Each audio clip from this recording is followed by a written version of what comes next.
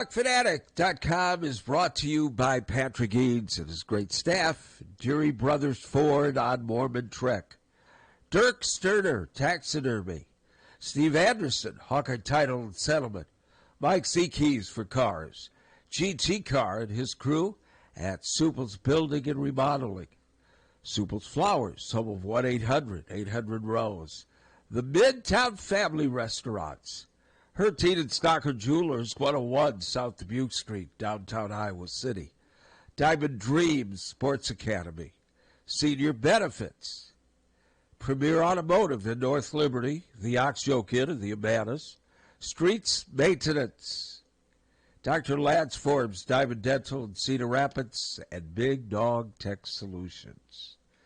Here's Tom Suter, unshaven. Pat Harty from Hawkfanatic. Always unshaven. Always. And I'm unshaven. It's an unshaven Hawkfanatic. You know, it was just one of those. Now, did you mention Dirk Sterner Taxidermy? Yes, there? I did. You did. Yes, I did. I must have been yapping with Pat when you did. Yeah. Can I send a shout out to Senior Benefits? Sure. Wasn't near as bad as I thought. It's going up about $80 a month, but in this age, that seems that ain't pretty bad. good. Tiffany did a great job, and what's funny is when I got out there was two other people, a lady and I'm guessing her daughter were there getting Medicare for the mother, and it turns out the lady, she's a big fan of the radio station. Oh, good. And she heard my name and said she loves the station, loves listening to the show, and Tiffany was just wrapping up with them before I did my stuff, and that's great. But yeah, that's just a nice just to get past with that. Like I said, I think to get it for as little as I did as far as an increase, that's pretty good. And we both agreed being poor and single helps. Well, that's great. Even in this age, that was kind of the theme as I walked out of there. You know. Okay. Congratulations. Poor and single is the way to. That may be the story of the title of my book. Hello. Poor and single. Poor and single. And she said, anyway, did you notice the lack of people there at that game last night? Yes. Yeah, it was sparse, not good. They listed it at 96. I thought maybe 4 or 5. Yeah. No, it was. Well, at the end of the game, when they run around and shake hands, in the student section, the only ones that were there were the cheerleaders and the dance squad. Well, the game took forever to end, and there were just so many damn fouls. Oh, at the it end. was ridiculous. Iowa was fouling, and they were fouling. I don't know why they just wouldn't stop fouling. Yeah, there were lots of fouls. Just a lot of touch they were fouls. bashing people in the face. And, man. It went on forever. And that kind of game is just no fun to watch. I thought it was boring. I did, too. It was boring. No knock on any team. There just was no life, and sometimes you're going to have that. You think there'll be more when we start getting into the Big Ten? Oh, yes. Of course. Without question. Yeah. I think the crowds will be like the other night. Yeah, which was, I thought, solid. There was about 11,000. Yeah. Now, they said, I was talking to somebody who went to the UNI women's game, and they said it was all sold out, and they'd sold tickets to people standing around the edge. Well, that doesn't surprise me. I mean, that arena doesn't hold a ton, and the Iowa women are. No, it doesn't. The Iowa women are a big draw right now. Their fans they're going to travel to Cedar Falls. Yeah, I set a record in the UNI game. Yeah. Yep. Yeah, well, let's hope we can get some games where there's a little more action. Oh, there will be. Well, I don't think we're going to see it tomorrow night. Chicago State. Didn't Minnesota play Chicago State? I don't know. I didn't see. Minnesota's had a couple close calls with common opponents with Iowa. I mean, there was one. They ended up beating somebody last night by 12. Maybe it was Chicago. I don't know. I think it was Chicago they beat by 12. I think they beat them by 12, and they were struggling for a while. But Minnesota's had some issues. They're not very good. Yeah. Okay, well, you guys have a good day. Thanks, Carl. But, last night's game was lifeless. You know, it was, and I thought, except for the fouls, I thought we played reasonally well. Especially the first half. It's getting hard to judge now because they keep playing the same type of opponent. Yeah. An opponent that has really no chance of winning. First half, I thought the defensive intensity was good. I thought it was good, but Ben didn't. He seemed okay with it. I mean, they won by 29. I mean, but the end it took forever to end. I look up, there was like 3:43 left, And that from that point on, it just touch foul after touch foul after touch foul. And with each foul, more people left. Yes. Oh, yeah. By the end, it was regardless of who the foul was called out. I mean, even the tunnel from Hill, where people go to that one elevator, where that wasn't even filled. It's usually filled with just massive humanity. But even that was a clear path last night when the game ended because most people were gone. Hello. Morning, guys. Morning. Hate to see the sale of the Cedar Rapids Gazette. Yes, us too. I'm afraid to see what's going to happen. They've always had some great writers. Well, we've already seen. We already know what's going to happen. Writer. Yeah. Yeah, it's unfortunate, but sad day. It is. Yep, I agree. Yeah. What they're going through is Thank you. It's what I went through 10 years ago, 11 years ago at the Press Citizen, when it just fell apart. And God, that was 11 years ago. I mean, Halas, I'll give him credit. I mean, he's been working. He's had the same job in the paper, in the town he grew up with, working for that paper as a sports columnist for over. He knows he's had a pretty good run. He has, and he's a really good runner. And he wasn't. I mean, it's not like he was. You know, he just turned 68. I think he would like to have gone through. I don't want to speak on his behalf, but I think he would like to have made it through Ben's first basketball season. Just he wasn't planning to stay for a. Well, he's not in politics. We don't know that they're going to do it immediately. He's done in 2 weeks. Yeah. Oh, yes. He's done by the 31st, right? Yeah, his last assignment's the Nebraska game. Okay. And they got rid of the sports editor's already gone. He was. I mean, it's that I did it. Well, I wasn't here. Well, that's what I saw. It's everything's supposed to be wrapped up by December 1st. Yeah. All the sale. But yeah, his last assignment will be the Nebraska football game. He told me yesterday he's going to have fun with it. And then, I've actually talked to him, and I don't think he minds me. He's probably going to do some stuff for Hawkfanatic on his terms. I'm not going to be sending him to cover SEMO on 7:30 on. No, I won't be doing that. And my guess is he probably wouldn't be doing. But no, I'm going to give him free reign to do whatever he wants, Hawkeye related, or even just sports related, and maybe who knows, maybe get it once a week. And what I might like to do is try to get some sponsorship up in Cedar Rapids to sponsor him, and I think you might be able to get. I think we'd be able to do that. But yeah, no, he grab him in here a couple times. Well, no, we could do that too. There was a lot of different stuff we could do, but no, it is sad to see what's happening. And I look at it. I'm now suddenly, I believe, the oldest guy on the beat. Now that Batterson, God rest his soul, is gone. John Campbell really retired. He's not going to be at press conferences anymore. Halas is going to be gone. I'm like the crypt keeper now, in some ways. Tales from the crypt keeper. So yeah, change the name. Tales I've Tales gone. From the Crypt. What's weird is when you've done a beat for. I've gone from being probably the young, other than the DI. When I got up here, I think I was 26, the youngest guy on the beat to now the oldest guy on the beat. That's full circle. It's kind of weird, but no. Mike told me a week ago that they had a meeting coming up. He didn't know what it was about. And I've read it. The moment I read about this company, I'm like, I hadn't spoken to Mike yet. He had just told me about the meeting, but I hadn't spoken to him. But the moment I read about this, Adams, I read up the Bozeman paper. I think the Bozeman paper sued them for low wages, furlough. I mean, you just Google it. I mean, it's just another one of these massive companies that's just chewing up. It's just purchasing all these newspapers, and it seems like kind of gutting them.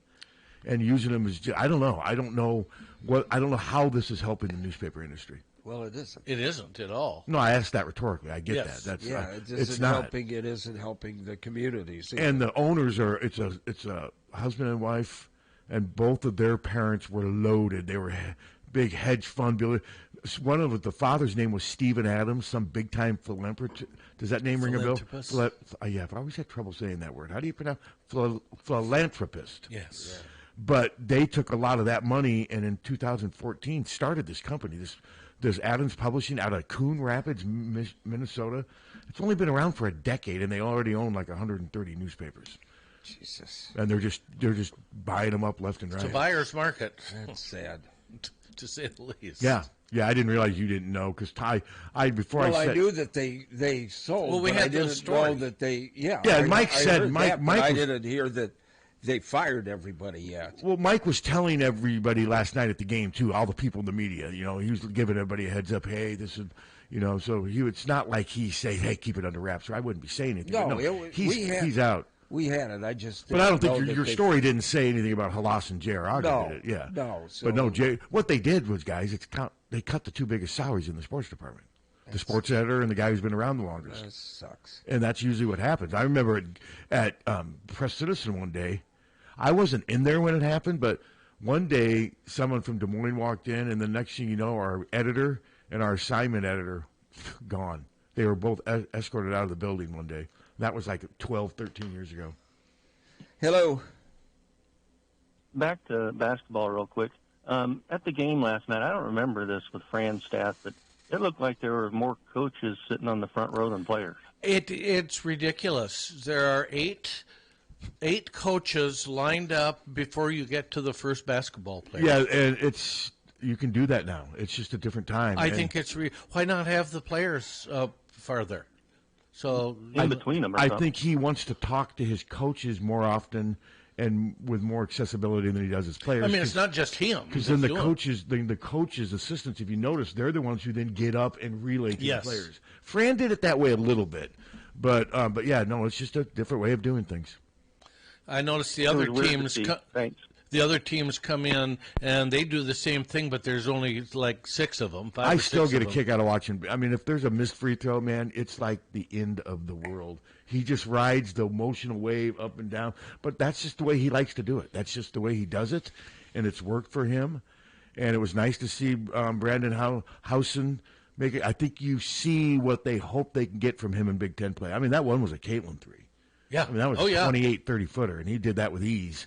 And if they can get that part, because I still am not convinced they're a really good three-point shooting team yet. I don't. I mean, Isaiah Howard had 2 air balls almost from the exact same spot. He did. Just shot him too hard. And but we'll see. Cooper Koch had one nice one. But I'm not ready to say he's a great three-point. I think he's a serviceable 3. Sturts is a really good three-point shooter. Yes. I think Howson can be. He's been a little streaky so far, but he's shown before that he can do it. I think Fulgaris I think actually think he's going to have an easier time scoring from 3 than he is in the paint because he's not real big. He gets pushed off his path a lot going to the basket because there's not a lot of girth to him. He's not huge, but he can make. But that's about it. Anybody else on the team, I'm not ready to say I really believe in them as a three-point shooter. Not really. So that's going to be interesting to see if they have enough three-point shooting to offset, because they also don't have a ton of size. I do like the kid from Valley, though, man. Yurok made a 3. Every time he plays, he shows me something. He's still young, and his body's still kind of taking shape, but he's got some skills, and he's not afraid. No, and he made a 3. I mean, he's not afraid to where there's a couple of times where I think he's actually tried to force the issue a little bit, but I like that from a true freshman. So, yeah, no. And I like Tate Sage. I really like him. What's weird about him, though, I'll say, man, he's had a great game, and I'll look down, he has 4 points. But he does other stuff. He's just really active. He's got a big body for a guard. I think he's very versatile. No, I really like Tate Sage. He didn't average a lot of points in high school either. He's just, like Ben said, he's just a winner. He's one of those guys that's around the back. Yeah, he really is. And kind of like Journey Houston is. I was just going to say, for the women. Yes, very much so. But as far as the men, we really haven't learned anything yet. And Sida Folter was like that. Yeah, she was. But they haven't played anyone yet to where we really have a good indication of how good they are. We will learn a little bit. They've got the Mississippi game, and then they'll either play, is it Utah or Grand Canyon? Yes. And so we'll learn more about them this coming week. If they go there and get 2 wins, then you can say, wow, this is maybe impressive. we got something. Maybe here. you got something. But I'm guessing a split. I think that would be Let's probably. hope it's not 0-2, because then people will overreact. Yes, they will. Maybe we will too. Maybe well, who knows? And we're going to find out more about the women tomorrow. Yeah, I mean, what if the men go and get boat raced both games? How will you be coming in the next show? I will be concerned. Yeah, I don't think that's going to happen. And now, the same if the women get. Now the women raced. could lose to 7th-ranked Baylor. There's a chance the Iowa women may lose tomorrow. People, it's not, and it could happen. And still doesn't mean that the season's going to fall apart. No. They're ranked 7th for a reason. And it doesn't mean that we're going to have a great year if we beat them either. No, not at all. No, so we'll see. But it's just finally nice to see them playing some competition here, because the men will be going out. The men are going to, they're in California, and the women are in Orlando. Yes. And the women play tomorrow night. I got to get something together this afternoon. It's just going to be nice to finally see the women with a true test. And it's interesting. Did you see the 2 players on the Wooden preseason watch list for the women's team? Yes, Addie Deal and that's all just recruiting. was it Hannah? Hannah. That's all recruiting. Huh? Yes. Yeah. It's no knock on Addie. Don't get me wrong. I mean, I still think she's going to be a really good player. Oh, I do too. Right now, she's 9th or 10th on their rotation. Yeah, she hasn't quite gotten her traction But yet. the fact that I just found that interesting but that's all because she was a 5-star, big-time recruit, and that's how big that industry is now, and how much influence it has. Yeah. I think it's kind of silly to put somebody that has never played in. Well, I was surprised. I was too. I just kind of laughed, but it just kind of shows the times we're in. What do you think, Captain? What the times we're Times we're in. Because the times they are. Oh, don't. Well, the times they are changing. Well, sadly, they are. Yeah. I mean, the Iowa beat's changing significantly within the last 1 to 3 years. I mean, interesting. See where Dylan Raio's brother decommitted from Nebraska. Yeah, I saw people fighting about that on Twitter. What it means. What were they fighting about? What it means. What's going on behind the scenes. I mean, yeah. Let's fight about it on Twitter. I haven't looked at Twitter in I don't know when. Well, you're not. It's the same. I've done it for going on multiple years now. I don't go back and forth with the trolls. I know they're just out there. The other night, though, some guy from the Quads. I tweeted a picture of the arena about at 9. I posted at 9:51. I took the photo maybe a minute before that, so like 9:50 or 9:50. Yeah, about 10 minutes before tip off, and there were a ton of empty seats. Mm-hmm. And then you saw it, Tom. Within 10 minutes, that crowd for the Xavier game, it arrived really late. It did. And then there was still some trickling in as the game. But then I tweeted that, and then somebody ignored my next tweet. Was wow, look at the late arriving crowd. This nice. I tweeted a follow up to that tweet. This guy, he just took the first tweet and said typical, and he said, yeah, and this was taken 30 minutes before tip off. He said that being a smartass, saying, yeah, you're doing that just to get clickbait. And it's right there in the photo, in the tweet when it was posted. Yeah. But that's just, and I responded to him, and it was a mistake. I sent a picture of the raccoon that I feed on my deck. Mm-hmm. And somebody said, I hope that raccoon rips your throat out. But yeah, wow, that's on Facebook. Did he just one up me? Well, you did. You one up. Well, you made it about yourself, which you one up me. That was your guy didn't threaten you. No, with death. that was a one up. Okay, well then I won. You one up me. I didn't think about it that way. 1 minute I'm talking about my little thing. Next thing you know, we're on your little thing. He wanted to rip my throat out. Yeah. Well, wow. I mean, I wouldn't want raccoons hanging around that's where we differ. I just don't need that. It's fine. It's dirty, filthy. Well, I had a bad run-in with raccoons. They tore into our attic. Because they're wild animals. Tore a bunch of crap up and cost us thousands of dollars. Well, insurance didn't cover any of it?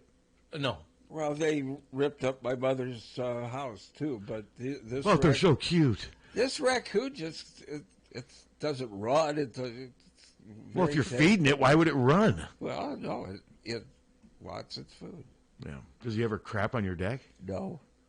Yeah, see, I don't. No, he's got a friend, though, that craps on yours. It hasn't, not recently. Well, that guy, was it Mike Mulheron that called with the solution? With the aluminum foil? Yeah. That worked the first time in the summer, but then it also helped that my neighbor captured the raccoon in a cage and took it out to the wildlife and let it go. Did. Yeah. But yeah, this one, that was temporary. It was like 2 or 3 days, and I haven't had anything since then. I just, do your thing. Just stay away from me. That's kind of how I am with animals like that. Possums and raccoons and the chipmunks and squirrels, they dig holes all over.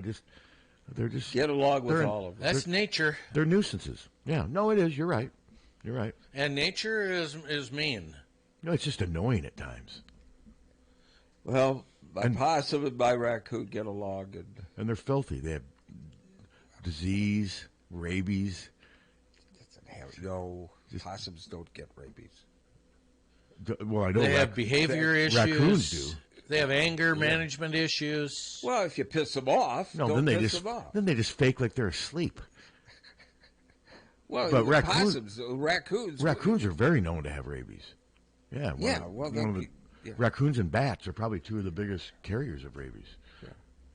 I know bats are. Well, I'm not You don't have bats. you have like bats flying around your house? Well, It's like the Addams Family. Hey, we had bat Bruces? problems for years. See, I knock on wood, I've never had one over where I am. You had bat in the house you're in now? Yes. Where were they getting in? The chimney? Yes. Okay, yeah, exactly. I don't have. That's one thing. I remember in Des Moines one time we had two chimneys. Little cracks. Yeah. Well, the chimneys are usually easy yeah. access. I remember killing one with a tennis racket, and then somebody that's against the law. You should be. Yeah, it is against I was like 9, and there's bat flying around my head. I hit it with a tennis racket. It went up against the wall and just. Well, that's. Well, see, that's not how I react to that. I trap them and take them outside. Well, I was 9. Yeah, well, that's an excuse. I'm not Willie Wilderness. I mean, I was 9 years old. That's an excuse. It's an excuse. I was scared. This bat was buzzing around my head, and I was just trying to get to it. I made a nice hit. Well, they are eerie, and they carry rabies. Their movements are eerie because there's a lot of swooping. And they have stuff. teeth and carry rabies. That's my problem. They do eat a lot of bugs. They do a lot of bugs. Yeah.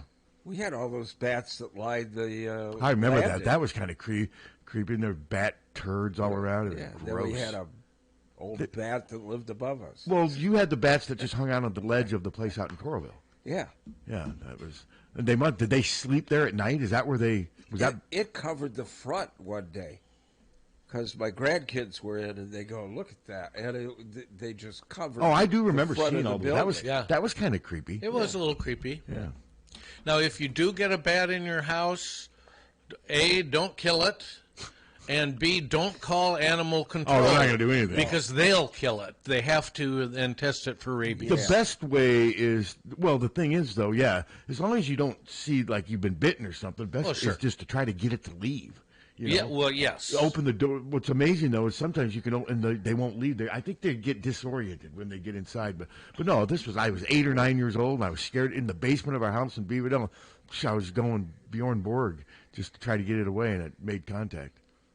So is there a statute of limitations on killing bats? I don't believe that there is. So no, when you get up to heaven, that's the first thing that's going to greet you. Maybe they'll greet me at the end of the driveway. I've got or at the end of this drive. Yeah, the end of this driveway here. Right before you hit the big hole. Well, I've actually figured out how to avoid them. As long as you turn in the right way, you can avoid the initial pothole right there on the street where it meets the driveway. But then you got that big monster to the left there. Yeah. And you just got to stay to the right. You stay to the right, and you can miss them. But that one you're getting up there, that one's getting big. Yeah. And there's getting some big potholes over by Sycamore again. There's one that's small, but it's deep. It's deep. It's getting really deep. Eventually, it's going to, by Christmas, that's going to be ruining some axles and stuff. So, no, I noticed it the other day. It's getting deep. I narrowly avoided it when I was picking up my McRib. Oh, they're back? Yeah. I've never I'm with Suter on that. My God. God. I mean, just please. Drained my sinuses. I'm sure it did. Oh. Is it spam, or is it really pork? Yeah, it's pork. What don't you like about it, Suter? Everything.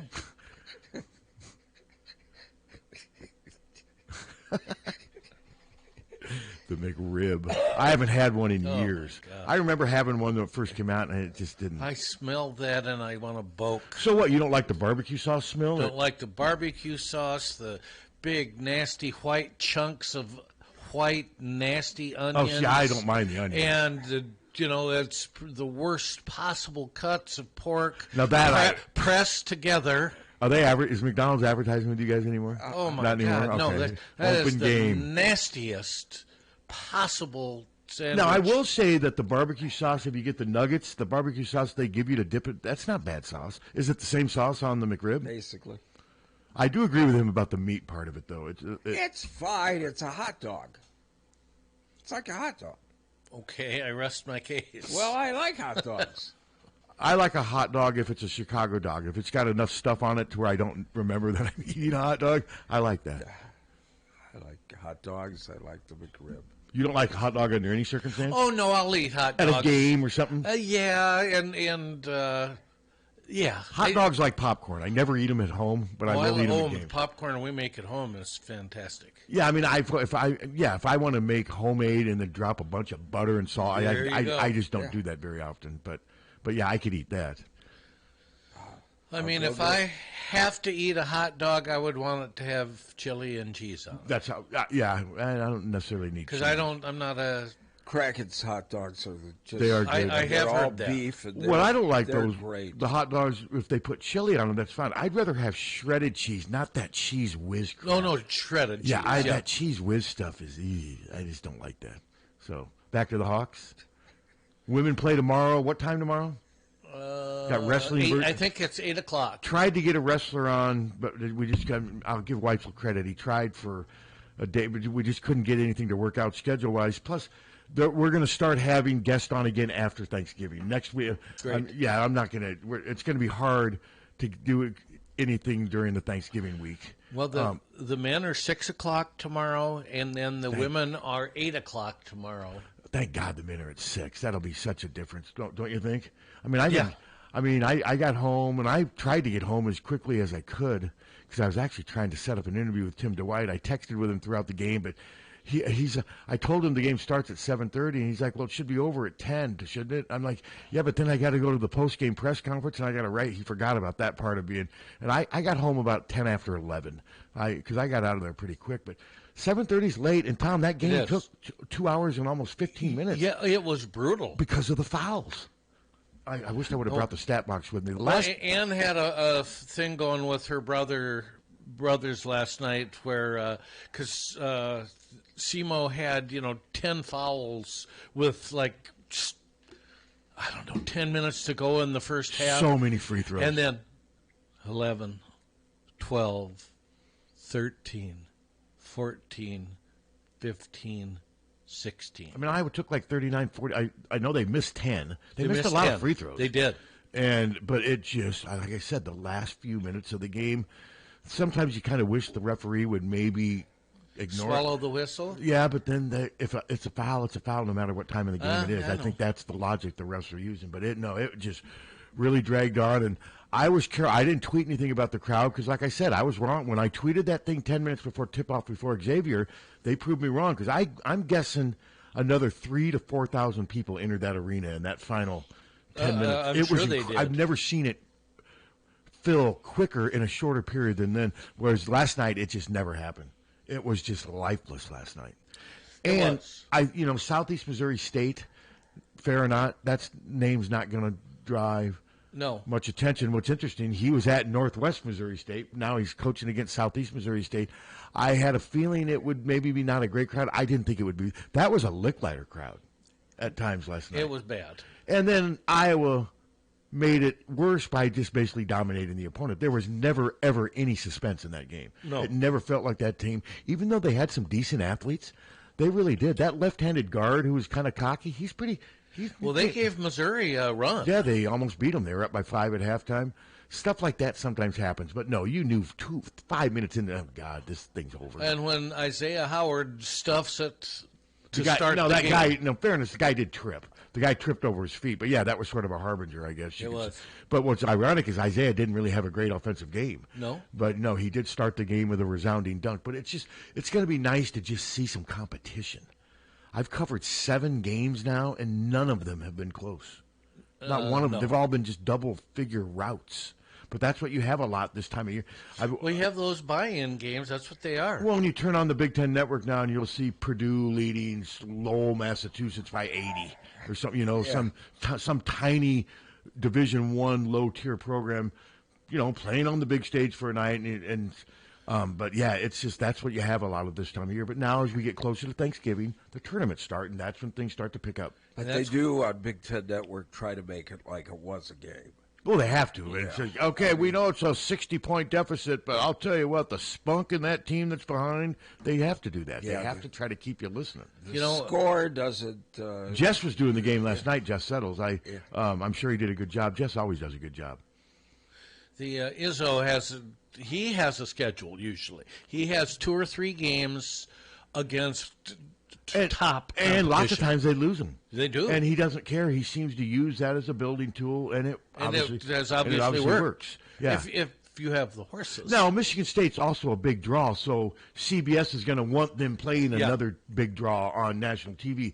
They can do that. So, and they do. A lot of teams, though, who still have that chance to do it don't do it because they don't want to absorb those early losses. Izzo doesn't care. And what was interesting last night, I kind of joked with Ben, hey, what's it like getting your star point guard out of there and for 7 minutes? But then he went off on this tangent about, hey, I got to play these best guys. We're a team that's probably going to be an at-large bid. We need to get net ranking points, and unfortunately, to do that, you have to beat the crap out of opponents. You do. He doesn't like that part of it, but at least he acknowledged it. A lot of head coaches won't acknowledge that. He was very open and candid about that last night, just acknowledging, hey, there's going to be some games like this where we got to pour it on a little bit, because it all goes into one big net ranking, and it's unfortunate that's where we are, but that is where we are. Because odds are Iowa's probably not going to win the Big Ten regular season title. I think that's probably safe. And probably not the tournament title. It's always easier to pick the other 17-team field. So their best. Or in the NCAA tournament, the other 67. Or since teams. he's just talking about getting to the NCAA tournament. Now, since they haven't won an outright Big Ten title since 1970, when I believe, were you still in high school? I was. That was my senior year. Iowa hasn't won the Big Ten men's basketball title outright since his high school senior year. 1970. Stone Ground was just forming in 70. Seriously. Beatles were just breaking up. And Stone Ground was just forming. That's why the Beatles stopped, because they knew with Stone Ground coming, there was no way. We can't compete. They can't compete. I was 5 years into this. In 70? Yeah. So how old were you? How old were you in 70? 21. 21. Okay, so that would have been right about time graduating from college. But yeah, that's the last time. And they did it by going undefeated, which is crazy. And then, of course, they lost their next game. 14-0. Because there was not a Big Ten tournament back then. Big Ten tournament hasn't even been around. First year, I believe, was 96, 97, if I remember correctly. No. Dr. Tom, I think, was coached in it for like 2 years before he was done. So, But yeah, and then we haven't even talked about the football game yet. I've got stats for when we come back from the break. Yeah, let's do that right after our break. That both information packets. I can give you tons of stats because I know we're dying to know more about Michigan State. No, can't wait. We'll be right back. 1-800-800-ROSE. 1-800-800-ROSE. Your FTD florist is the only number you need to know to send flowers anywhere in the country or Canada from anywhere in the country. 1-800-800-ROSE. It's so easy. Just remember one number. 1-800-800-ROSE. Your FTD florist. 1-800-800-ROSE. Remember. Don't wait for an emergency to get a backup for your car keys. Unlike the olden days, car keys have gotten extremely complex. Mike's eKeys for Cars can generate the most technically advanced automotive keys that are on the market today. For spares and lost keys, Mike's eKeys for Cars can produce most conventional transponder, high security, and remote head keys. Mike's eKeys for Cars will keep you on the road. Call 319-330-9185 and schedule an appointment today. Don't wait until it's too late. Call 319-330-9185 today. For a gift that your loved one will treasure for a lifetime, find it at our family-owned jewelry store in Iowa City, Hertine and Stocker Jewelers. We can show you diamond engagement rings, colored stones, fashion jewelry, and watches. Our jewelers are on site, so we can design jewelry for that special person in your life. We are Hertine and Stocker, serving Iowa City and the surrounding area for 3 generations. Hertine and Stocker Jewelers, downtown Iowa City, and HertineandStockerJewelers.com. Ask for Willa, Terry, Tim, or Kate. One of us is always there. Hi, this is Jill Sterner with Sterner Taxidermy in Lone Tree. It's hunting season again, and I'm inviting all of you hunters to follow us on our Facebook page. You can view Dirk's award-winning artistry, his workmanship that he completes with each individual piece. We can be reached at 319-330-1774.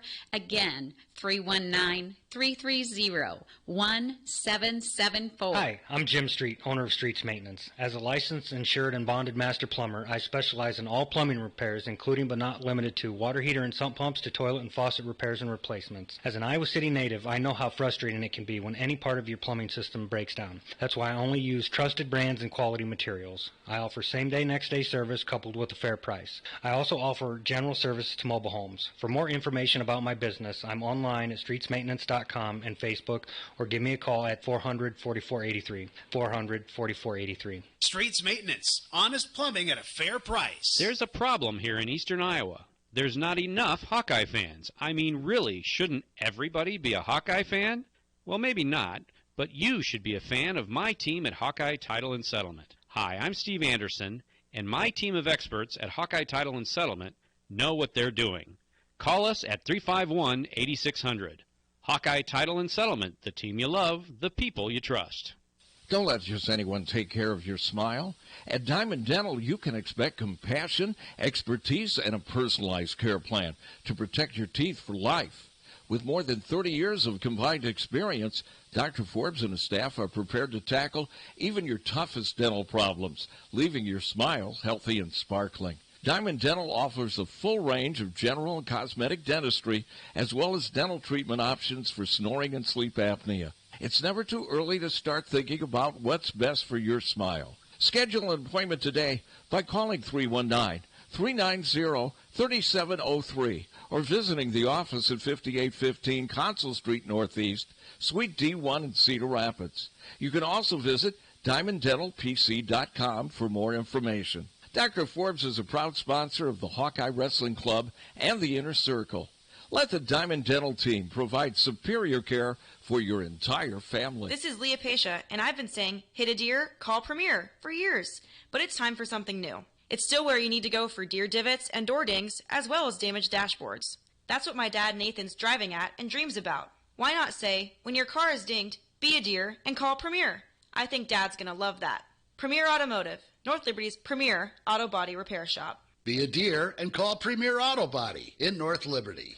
Diamond Dream Sports Academy, 20,000 square foot indoor facility, holds 8 batting cages, space for infield work, space for throwing and pitching and all your arm care needs. Offers private instruction, group lessons, camps and clinics, leagues, memberships. Rentals available at Diamond Dreams is open to the public. Our top level instructors include former professional, college, and Olympic athletes. Our coaches will help these athletes achieve their full athletic potential, develop a strong work ethic, and a solid base to build. The last thing you want to do is look back and wish you had worked or played harder. Locally owned and established in 2005, Diamond Dreams is Eastern Iowa's premier training facility. Located at 2905 Stoner Court, North Liberty. Call today and reserve your time. 319-665-2173. 319-665-2173. When you go to a family restaurant, you want 3 things. 1, a wide selection of breakfast, lunch, and dinner items. 2, you want those selections to be affordable and delicious. And 3, you want to be treated like family. You get all 3 at the Midtown Family Restaurant. Breakfast items available anytime the doors are open. Legendary tenderloins, onion rings, and hot roast beef sandwiches. Daily specials at each location, and no matter if you're coming in solo or with a group of 20, you get the same special family treatment. The Midtown Family Restaurants at Court and Scott Streets and at the Walmart Plaza on Highway 1 West. Follow them on Facebook or at MidtownFamily.com. The family's waiting for you. GT Carr, owner of Supple's Building and Remodeling, has been offering unmatched service and quality for over 25 years. The trained professionals at Supple's Building and Remodeling will install and guarantee the products used in any job, no matter how big or small. They also stand behind their work and offer no-nonsense, exceptional customer service from design to completion and beyond. Whether it's a simple window replacement or a major house addition, you'll have the confidence that Supple's Building and Remodeling is committed to quality. Visit Supples.net or call them today at 319-337-2246. Hi, this is Tiffany at Senior Benefits. Are you confused with Medicare questions, anything having to do with Medicare? I take care of all Medicare customers, people under 65. I also do life insurance, long-term care, cancer insurance. I'm here to help you navigate any questions that you may be having or frustrations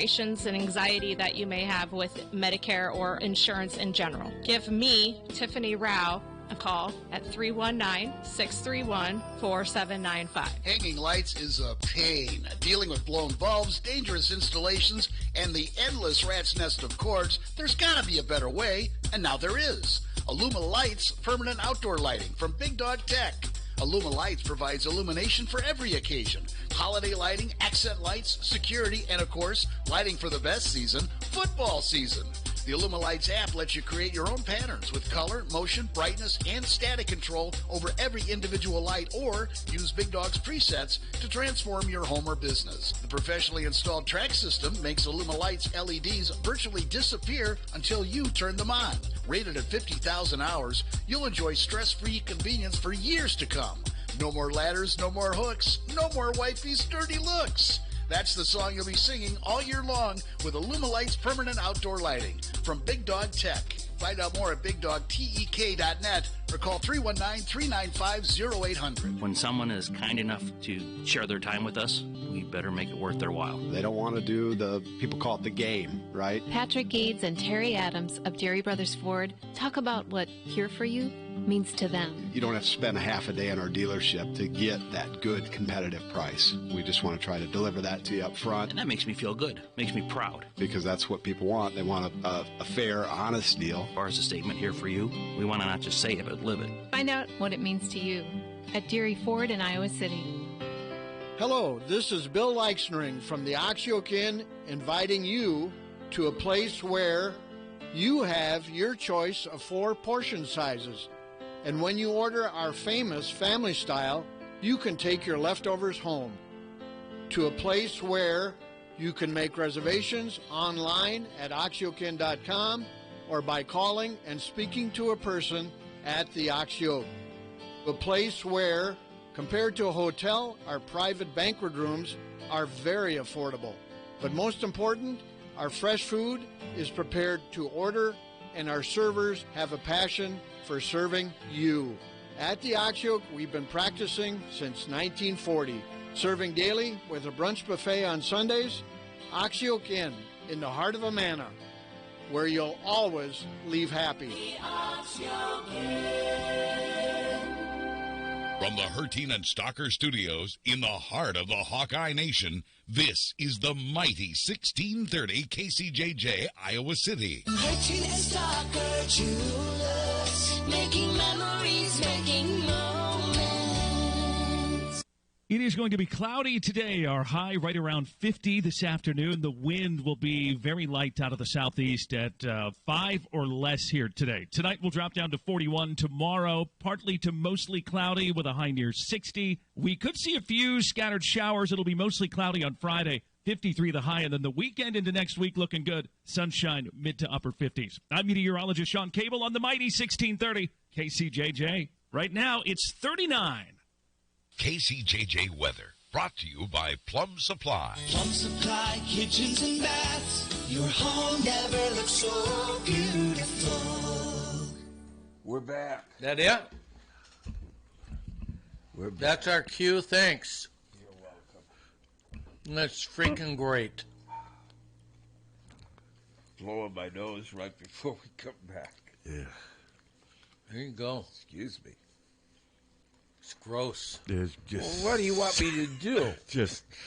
just not blow your nose and just. Well, it's running, so. Why'd you come in? I thought you were down for it. Where's Hunter?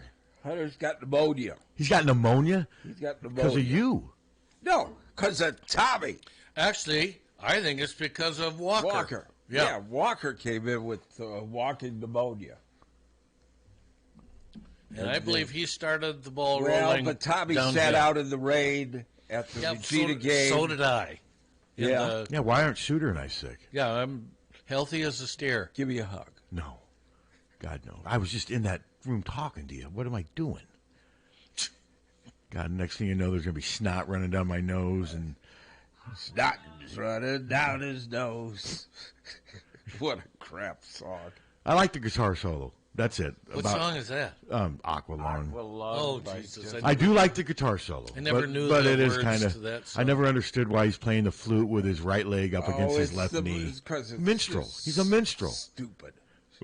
They were minstrels. Yeah, whatever. Remember they had all those album covers? Yeah, well, they were their minstrel cycle.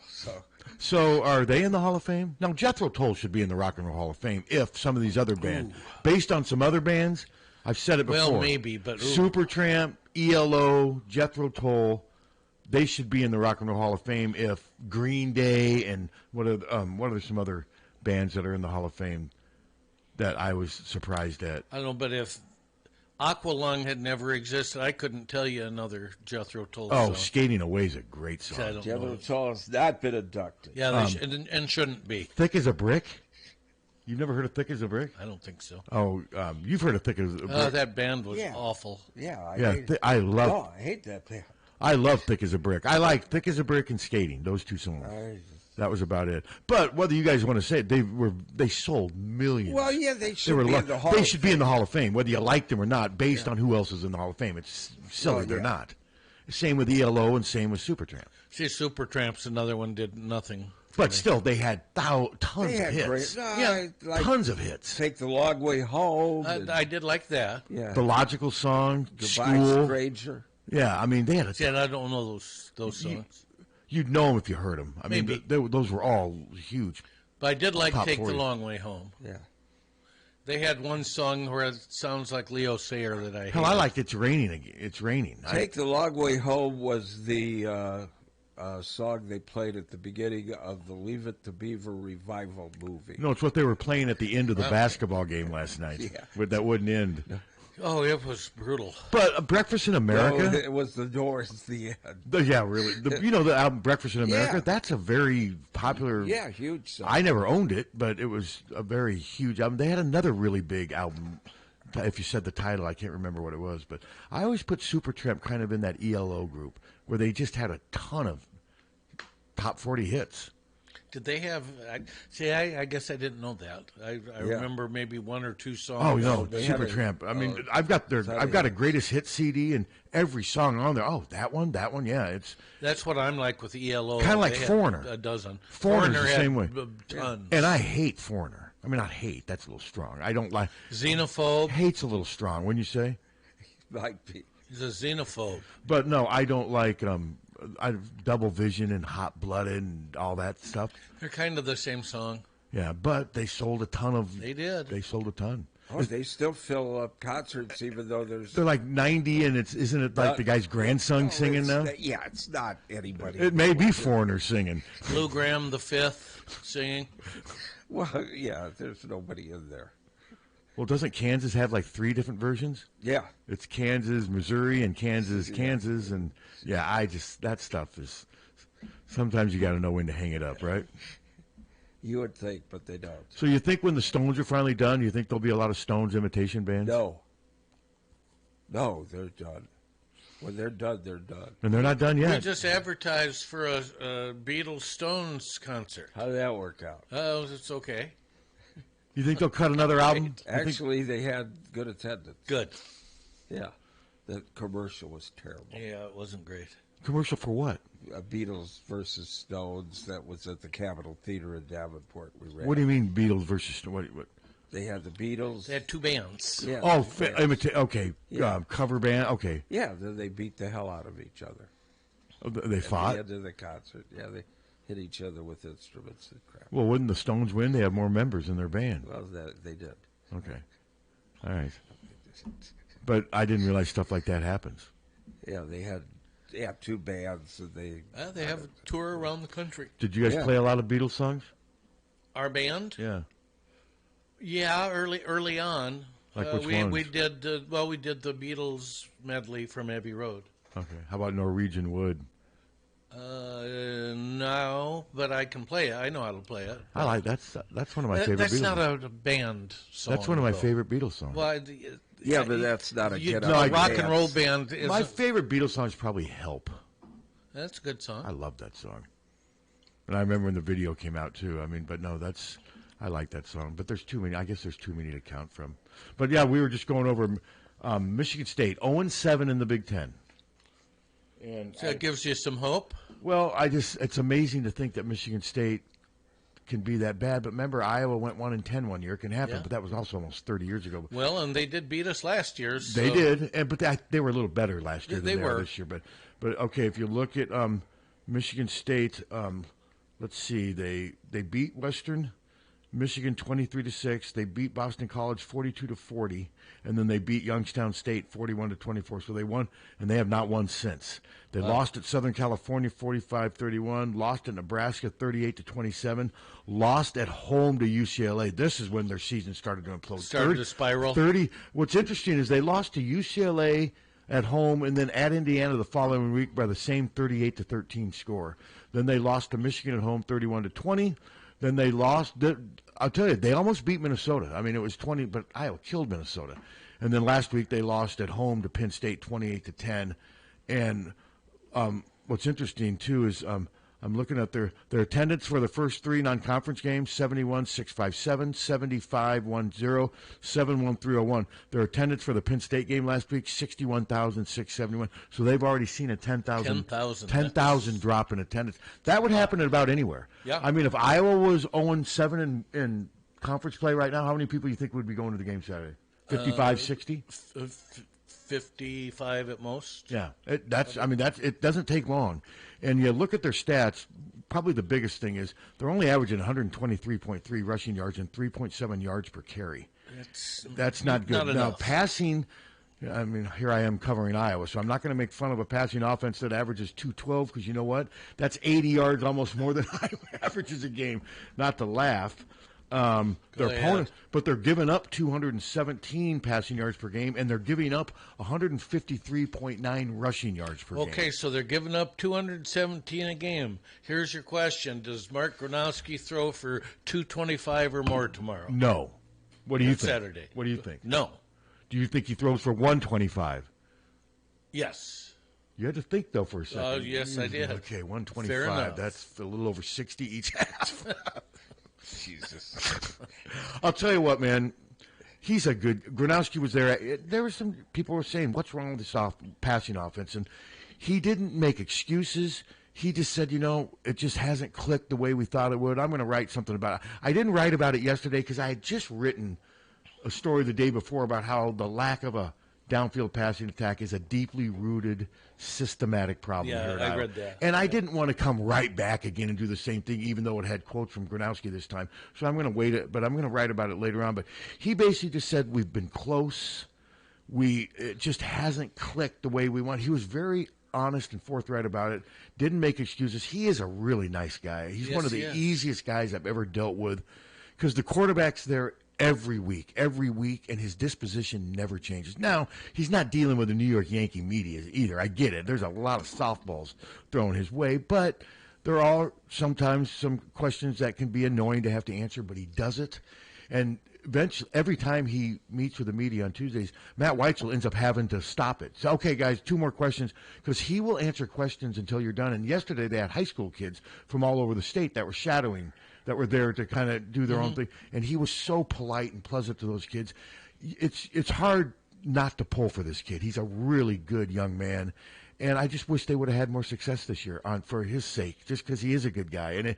And they still have a chance to win 8-9 games, but it hasn't been what they had envisioned. No. It's not what they paid for. They paid a lot of money. No, we're 6-4. And they're 6-4. But it still doesn't take away from the fact that he's a good guy. He's a good running quarterback. And he did admit that he has just been inaccurate sometimes this year. And he tried to explain. I'm going to go back and transcribe it today. I wish I would have brought my tape recorder in and I could have played it. And I might actually have it on my cell phone. But it's okay. But it was, listening to him talk was very encouraging to hear him acknowledge the fact that they've got problems with his passing attack. But he did it without really throwing anyone under the bus. But it's a common fact. You can't talk Hawkeye football now and not acknowledge that the downfield passing attack has been a lingering problem for years. It has been brutal. It's been pretty much throughout Kirk's run. I mean, 2002 and 2004 were about the only, and 2015 at times.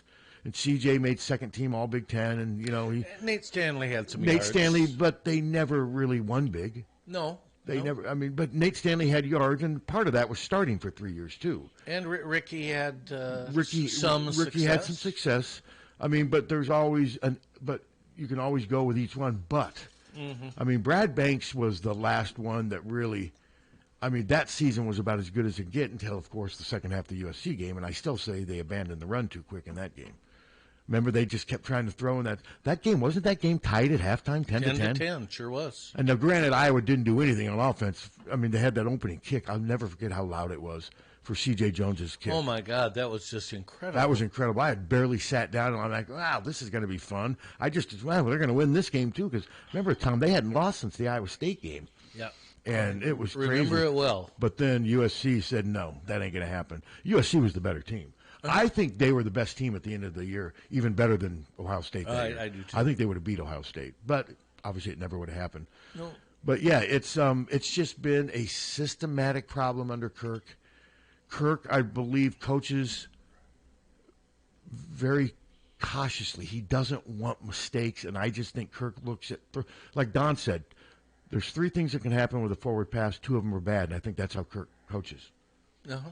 Well, yeah. And I think he really went conservative in the second half Saturday under the circumstances. Well, it cost us the game. And you could argue that it kind of maybe cost them the game. Yes, I'll go ahead and argue. So when you were watching that second half, were you like, come on, Kirk? I mean, were you like, oh, God, he's shutting down. He's playing not to lose. He said at halftime that basically that we were going to sit on it. Mm-hmm. He said we have to. I can't remember how he put. We have See, to unfortunately, control. I missed that. I don't know if I went to the refrigerator, but no, a bunch of people were saying it. God, he just basically said we're not going to do anything in the second half. I asked Gronowski about it, and he kind of danced around it because he's not going to question the play calling. No.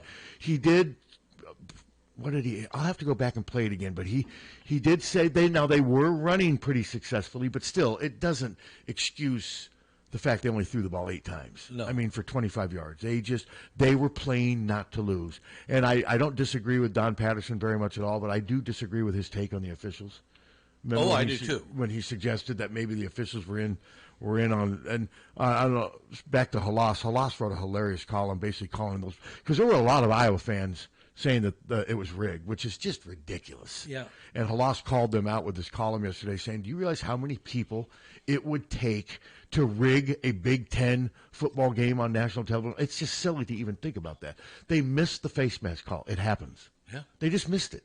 There's no conspiracy. They just happened to miss it. And but no question it happened. We all saw it. And I thought Kirk handled it well. And then Halas brought up a good point. Who's one of the most least penalized teams in the country year in and year out? Us. Iowa. So there is no conspiracy. It just happened, and it just happened to be in a game that Iowa lost. And, they would have had a first down after that face mask, but the way the offense was going in the second half, you think it would have done much? No. They weren't doing anything in the second half. Well, and speaking of least penalized, Jennings Dunker had 2 uncharacteristic penalties. He did, and then he ended up getting injured. Yeah.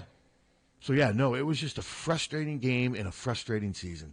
Mm-hmm. It's been a series of frustration, Captain. And it could get worse because if we lose one of these, they're not losing Saturday. If we lose one of these next 2 games, they could lose at Nebraska. Then what happens with this season? It won't be a gosh, that season was almost. It's going to be one that people want to forget. Because if you're 7-5 and you're going into a bowl with only a chance to match what you did last year, which everybody thought was kind of a disappointment, that's not going to. You got to. I think you got to win at least. I think you got to win out to where a lot of people have been, okay, that washed away a little of the bad taste. But it still won't change. This season has already kind of written itself. Yes. Hello. Fair or not. So do you guys think that the conspiracy theory would have been different if we'd been playing Michigan State and the same type of officiating happened where they missed like a face mask? I think what everybody was saying, at least on Twitter, was we were trying to get that 4th team for sure into the playoffs. And that's where the conspiracy theory came from. I don't buy it. I just think it's silly. I think it's stupid. No such thing. Yeah. It's nonsense. I think it's nonsense. nonsense. I get that too, but I'm just saying that if it had been against Michigan State or somebody, I wouldn't have given it any thought. That didn't have anything on the line, that I don't think you would have heard the outcry like you're hearing. Well, you asked me what we thought. I wouldn't have given it any thought because I don't think about stuff like that. No. I only thought about it because I saw other people talking about it. I didn't think anything about a conspiracy until I saw idiots on Twitter talking about it. I watched the game. There's no freaking conspiracy. The officials did not cost us the game. They made the plays to win, and we didn't. Yeah. And that's generally what it is. I was just giving you the perspective of what I had read on the on Twitter, and I know there's a lot of Twitter idiots out there, and I'm one of them. But Idiots. that's what I was reading and what people were saying Saturday night and Sunday. I like that, Twidiots. You like that? Thank you. I think you just coined something. But yeah, no, well, I'm I one just of them, Pat. they You missed can a call call. me a Twidiot anytime you want. They missed a call. They missed an obvious face mask. I'll tell you what, Kamari Moulton was afterwards. He's like, yeah, you got to move on. Yeah, we're not gonna can't dwell on it. You got to move on. And I didn't realize the extent of the conspiracy theory push afterwards until I did a little. I didn't realize it was all over Twitter the way it was because I don't follow many people on Twitter, so I don't see a lot of it. But yeah, it was. I mean, a lot of people were serious about it too. They were like, "This is a conspiracy. This is," and I just. That would involve way too much planning and calculation and preparation, and nonsense. It's nonsense. No, No, but it's like I said, you can understand where it's coming from. No, I can't. See, that's the problem, Jerry. You keep saying, if it had been, I don't if it know. happens this Saturday, I don't think you would hear any kind of an But outcry. but again, we're saying we don't understand it. That's the disconnect. Right. So You do. Hopefully, we can win the next two games. What would that do for us, Pat? As far as bowl game goes, what would you think if we were, if we finish with 8 wins? Where 8 does and that 4. put us? That's got. It'd be Tampa. Probably Relia Quest. Isn't that what it is now? Yes. I think that would play. I think 7 and 5 could be Music City again. And so yeah, I think you're basically looking at one or two scenarios that we're both familiar with. And Vegas is possible. That's another possibility. Yeah. That would be a fun one. And would that be played in where the Raiders play? Yeah, I would imagine. And if you polled Iowa fans, I'm guessing most Iowa fans would probably prefer Vegas, don't you think, for just a fun 2 or 3 day bowl trip? Under normal circumstances, I would be one of them, but we're just going to be there the first week of December, so we won't turn around and go again. If Iowa goes I mean, to me, Vegas, Tampa, and Nashville all have something. Oh, yeah. To do. I mean, it's not like, no offense to Detroit or New York City, but yeah. But yeah, no, I think each. Yeah, but we had a bad experience in New York, though. That that turf that day was horrible. Well, and plus nobody wanted to be there. Yeah, That's we won, didn't we? Yeah, they won, but nobody wanted to be at that Yeah. game. Even the media didn't want to be at that game.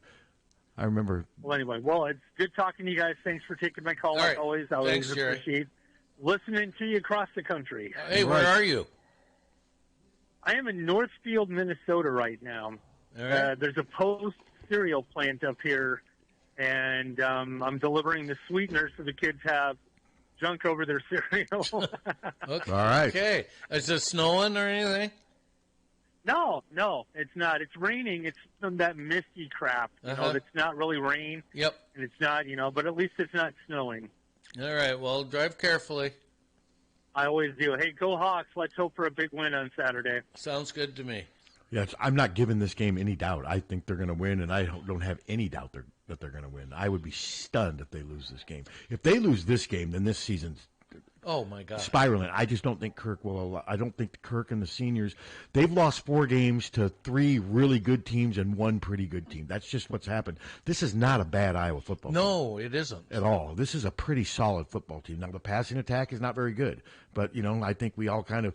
I mean, I know I'm sort of a cynic by nature and glass half, but I wasn't bought on this passing offense with Gronowski coming into the season. The problem is some people do get really caught up in the newness and the change and, okay, this is going to be the one that finally works. And there was a lot of Gronowski hype, Tom, this summer. Well, he had 10,000 yards. I understand at that, but another level. I just kept saying I need to see it. And not Yeah. because of him, more so because of the system. But I will say, and as much as I like the guy, he's not as good a passer as I thought he was. Well, and that's not all on him, though. But some of it is. Some of it There's is. been some times where there's been open receivers. Because he's had time. He's had tons of time.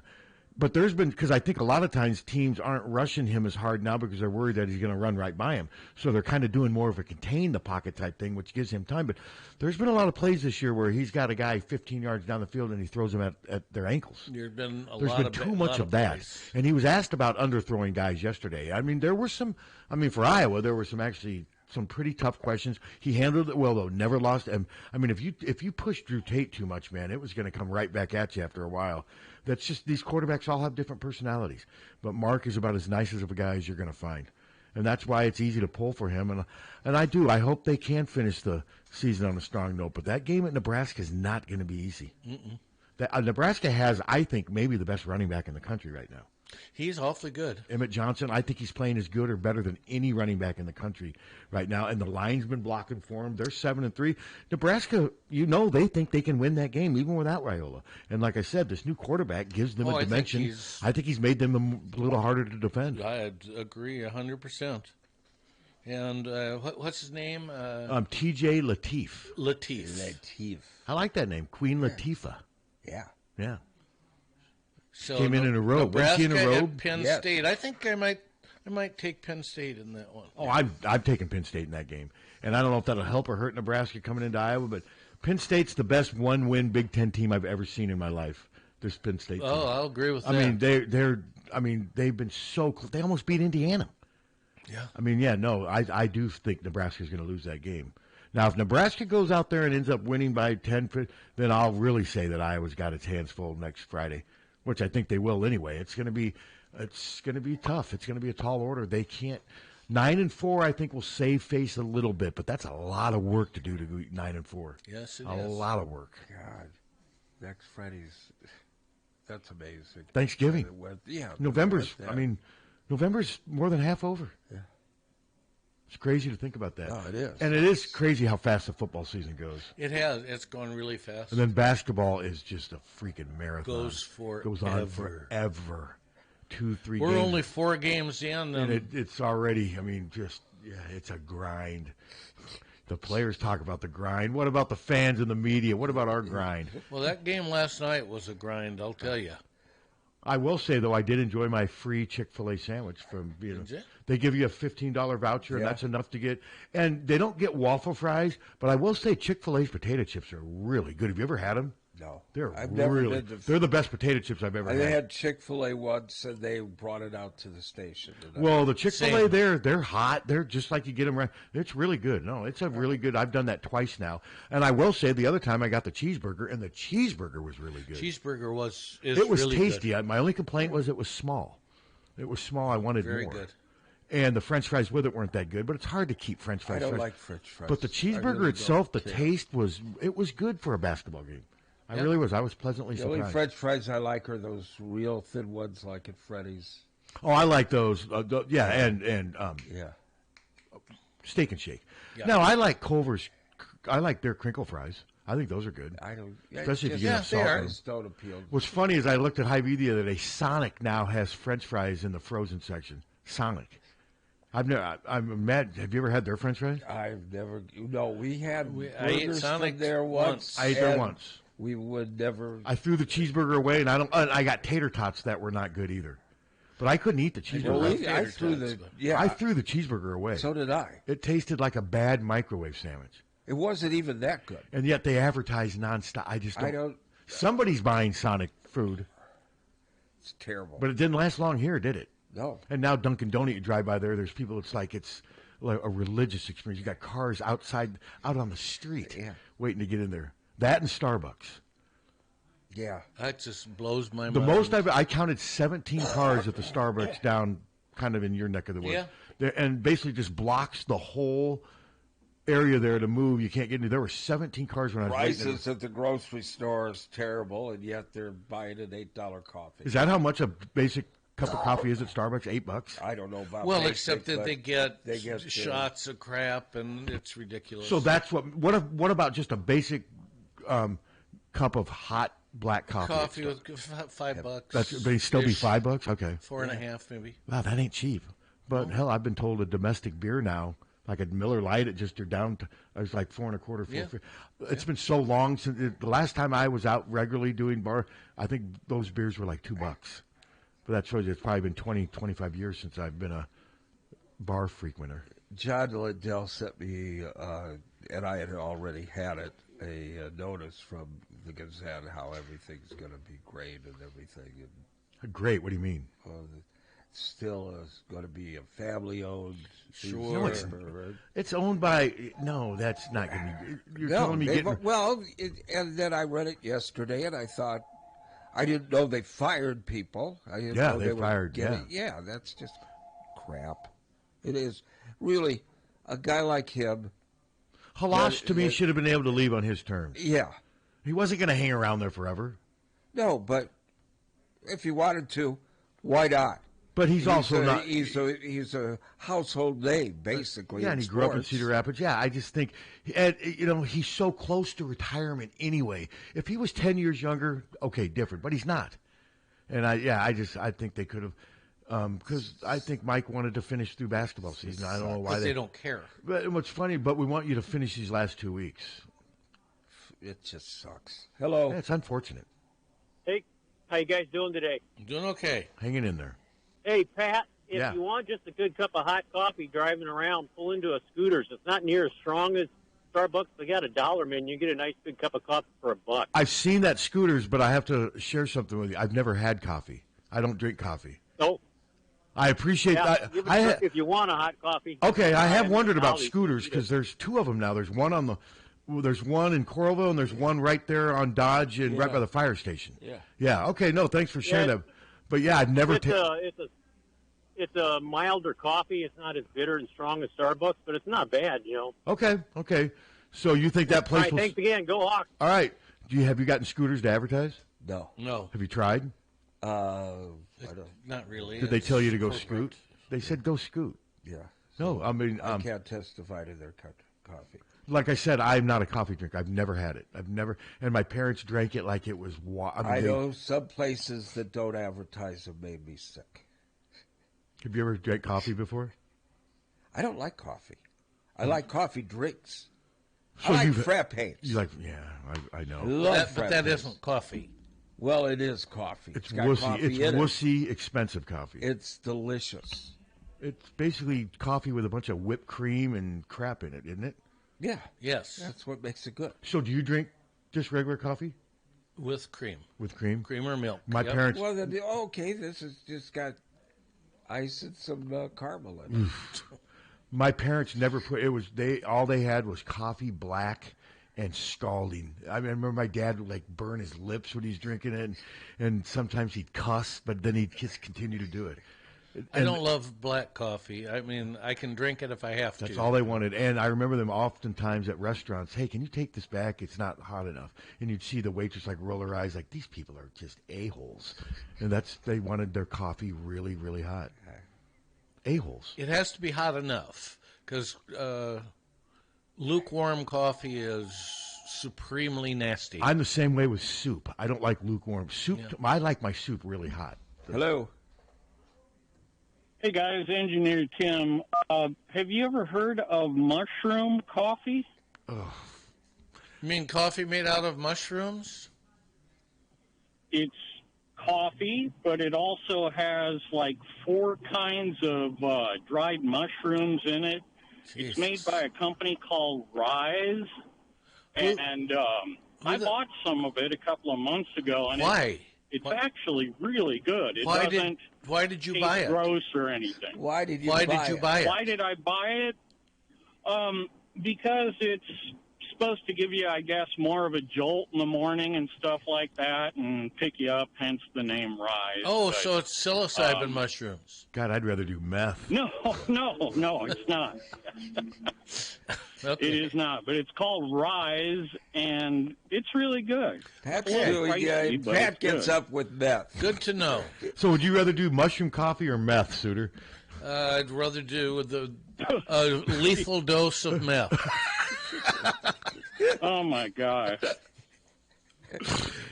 Not just do meth, enough to kill him. Yeah. Thanks. Mushroom coffee's unnecessary. Oh, my God. Why? That's one of the most unpleasant things I've ever heard. Why? And wasn't he a character in Living Color? No, that was Fireman. Oh, okay. I say that to you every time so you can answer. Fire Marshal. Fire Marshal Bill. Yeah. He was a good character, too. But no, mushroom coffee just sounds... That just sounds awful. Yeah. I like mushrooms. I do, too. I love sautéed mushrooms with butter and salt on steak. So for you, Pat, what makes it sound bad is the coffee part. Yes, but no, I don't we're coming at this from two completely different... things you mix together. Mushrooms and coffee you don't mix together. I don't mix together mushrooms and ice cream. I don't mix together mushrooms and what would I not put? Mushrooms and tacos.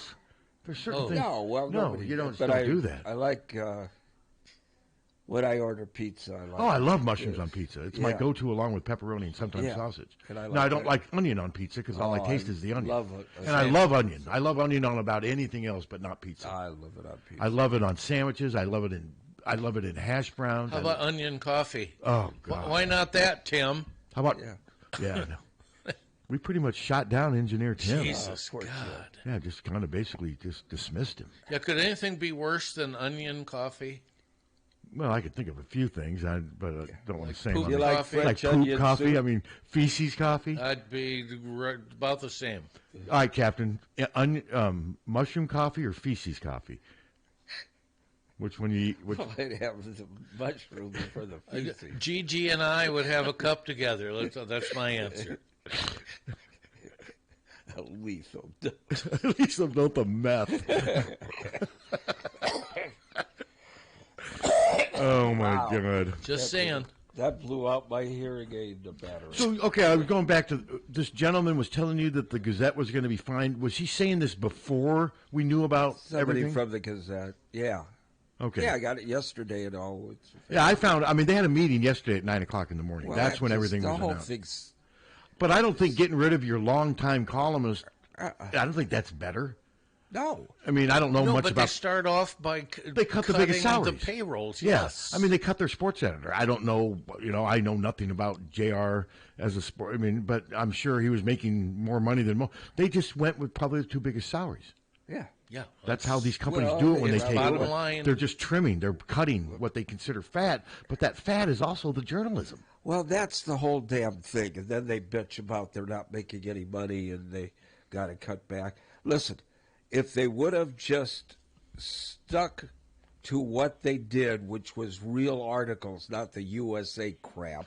Well, the Gazette was done. Oh, you're talking about what? Newspapers? Yeah. No, we were doomed.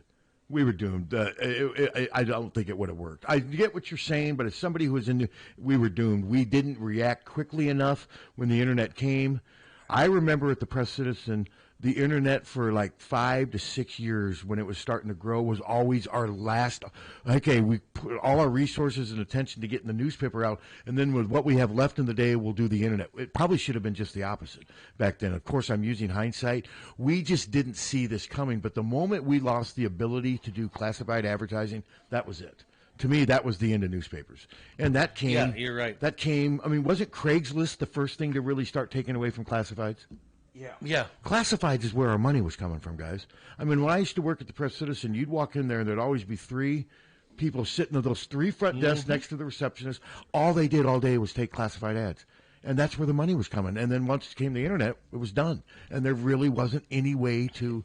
And then Craigslist really lost like 50% of its... Well, is it even around? But it got rid of the porn. Yeah, I don't even hear about Craigslist anymore. Got rid of Wasn't there like a Craigslist killer? Yeah. Well, yes, there was. And wasn't it like a movie? Like an after school? Well, there's an Uber killer, too, in Michigan. Well, not after school. But wasn't it one of those, like, movies you'll see, like, not maybe on the Hallmark Channel or something? I don't know. Yeah, some Lifetime or something. Yeah, but not after school special. No. That's where the worst thing on those was maybe a creepy older brother, right? Yeah. There always seemed to be like a creepy older brother on those after school specials. Gordon Jump. Yeah, Gordon Jump. Yeah. Yeah. Parley Bear. Tom, Jordan, Yes. Gordon Jump or Parley Bear? Who are you I picking? don't know who the second one is, but I liked Gordon Jump. so Parley Bear was that's easy. He would know Parley Bear if he saw him, wouldn't he? Mayor of Mayberry. The later mayor, but he did other stuff too. Oh, so I know who you're talking what about. else was All right. Parley Bear on? What a great name, Parley Bear. But yeah, Gordon Jump was WKRP, right? Yeah, I'd still go with Gordon. I was not a huge WKRP, but I think it's partly because I just never really watched it much. Did you? Yeah. You did? Okay. Religiously. Okay. And I know you liked it, didn't you, Captain? Yeah. WKRP? Yeah. And that was before I got into radio, so yeah, I liked it a lot. And it was big, what, early, mid-'80s? 70s. Were you guys big on Barney Miller? 70s.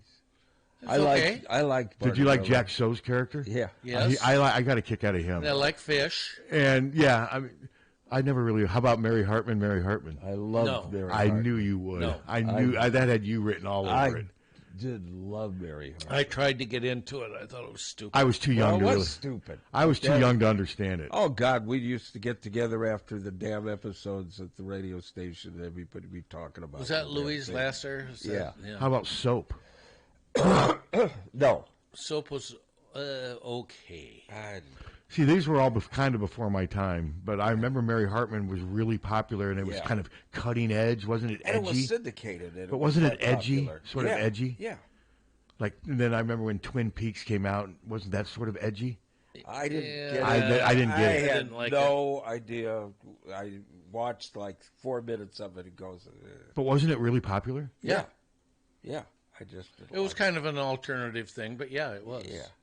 And I like Northern Exposure. I was going to ask you about was that. good. Northern Exposure was good. I think I would have liked that if I had watched it. Yeah. It looks like something I would have liked. I just never got around to watching it. It was good. And what caused it to go off the air just ran its course? Yeah. Pretty Well, it much. was on a long time. It was. No, I thought it was on for a while. Yeah. So that was that 80s or 90s? 80s. 80s. God, Northern Exposure was the 80s. Yeah. You can stream it. It's on. No, but it was good. Yeah. Crazy to think, though, it's been 40 years. Yeah. Yeah, but no, it's this Gazette stuff. I mean, guys, look at the Iowa sports market here, just in our little area here in the last few years. Think about it, how much has changed for the worse. I mean, sadly, Steve Batterson passed away. Now the Quad City Times has like one kid representing 4 different newspapers, and then you have Mike leaving the Gazette. Todd's radio show that is gone. Just one thing after another is being taken away, and I don't really think that's good. I mean, it isn't good. It's not good. I don't want to be the oldest guy and the only. I mean, no, it isn't good not at all. good for the community. It's not at all. You could say selfishly, I guess, for us it's good, but I don't look at it that way because I think you want to have a little bit of competition. And the other thing is, though, that's kind of disturbing is people get used to stuff when it's not there. I got used to not having ESPN, didn't you? Yeah. I mean, it was annoying, but I got used to it. Pat, I don't watch ESPN very much. I watch it for sporting events, but there were a few that I wished I would have watched. But no, I'm with you. I don't watch that crap in the morning. If Stephen A. Smith is on, I immediately change the channel. Immediately. Now, because not half the time when he's on, he's talking freaking politics, not sports. Like all of a sudden, he's an authority on politics. I don't get that. And he gets a kick out of ripping the Democrats. I think he thinks it's edgy. You know, that I don't get the whole thing. Well, but I mean, I don't get whether he rips the Democrats or Republicans. Who cares what he thinks? Yeah. Well, exactly. Do the sports. It's ESPN. And that's what he's paid to do, like $20 million a year. Yeah. No, I'm not getting it at all. It just seems like I get more and more stuff on my Stephen A. Smith takes down the Democratic agenda, you know, and who cares? I heard him 5 minutes one time, and I wanted to scream at somebody, please take that off. Yeah, you would not like him at all. Oh, my God. He was disgusting. He's fingernails on a church. Oh, just like Skip Bayless is the same way. Lethal dose of meth. Oh, instantly. Skip Bayless is the same way. Have you ever heard him? Same. Yeah, same thing. Same. Greatest alive. That was a good one. I think that's when an engineer, Tim, knew he had met his match. Suter's ready to kill himself instead of drinking his coffee. You know, this call did not work out the way I wanted it to. But there must be a market for it, huh? Well, he liked it. Yeah, they advertised it. I've seen it on TV. I mean, there's certain things I could think of, like mint or something, but mushroom is just one thing I never would have thought you would connect with coffee. It's just weird. It's like putting like chocolate on pizza.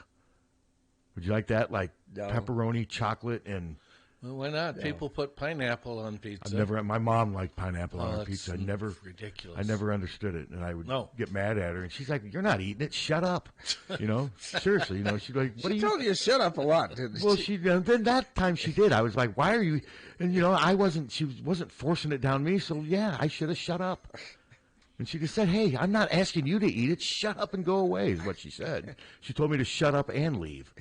And did you? Yeah, sure. I told you when I asked my parents why they never grounded me, I told you their answer because that means you were here. I'll never forget that answer. My dad never understood why other parents grounded their kids. He goes, that means you're here more than you would be in the first place. Then we suffer. That's what he said. I never got grounded. I never got grounded. I never did either. Until I came home from college one night. Well, that's when she wanted you out of the house. No.